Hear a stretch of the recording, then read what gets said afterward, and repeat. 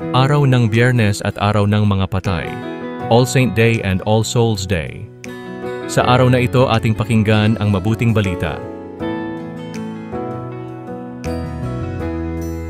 Ang Ebanghelyo ni San Lucas, chapter 21, verse 25 to 28 and verse 34 to 36 ay isang mahalagang bahagi ng Ebanghelyo na naglalarawan ng mga pangyayari bago ang ikalawang pagparito ni Jesus. Narito ang mga aral at puntos ng San Lucas. Una, mga palatandaan ng pagtatapos ng panahon. Signs of the End of Times. Ang talata ay naglalarawan ng mga palatandaan na mangyayari bago ang ikalawang pagparito ni Jesus. Kabilang dito ang mga pag-uusig, digmaan, lindol, at mga kaguluhan sa buong mundo. Ang mga ito ay mga tanda na dapat nating bigyang pansin at hindi dapat matakot. Pangalawa, ang pagdating ng anak ng tao, the coming of the Son of Man. Ang talata ay nagsasabi na ang anak ng tao ay darating sa kapangyarihan at malaking kaluwalhatian. Ito ay isang paalaala na ang Diyos ay hindi nakalimutan ang kanyang mga tao, mga lingkod na tapat, at darating siya upang iligtas sila. Pangatlo, ang kahalagahan ng pagiging handa.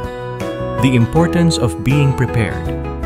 Ang talata ay nagpapaalala sa atin na dapat tayong maging handa sa pagdating ni Jesus. Dapat tayong maging mapagbantay at hindi magpapadala sa mga tukso ng mundo. Pang-apat, ang panganib ng pagiging walang pakiramdam. The danger of being unfeeling. Ang talata ay nagbabala sa mga tao na huwag magpapadala sa mga pagnanasa ng mundo at makalimutan ang tungkol sa Diyos. Panglima, ang pangangailangan ng panalangin. The need for prayer.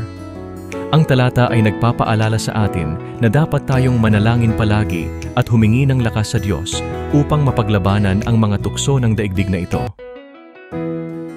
Sa pagtatapos, ang Ebanghelyo ni San Lucas ay isang mahalagang paalaala sa atin na dapat tayong maging handa sa pagdating ni Jesus. Dapat tayong manalangin palagi at maging mapagbantay sa mga palatandaan ng panahon. Ang mga pangyayari sa mundo ay mga paalaala na ang Diyos ay darating upang iligtas ang kanyang mga tao o ang kanyang mga lingkod na nanatiling totoo sa buhay sa kabila. Ng mga pagkakamali at kasalanan, pinili nila ang grasya ng Diyos. God bless.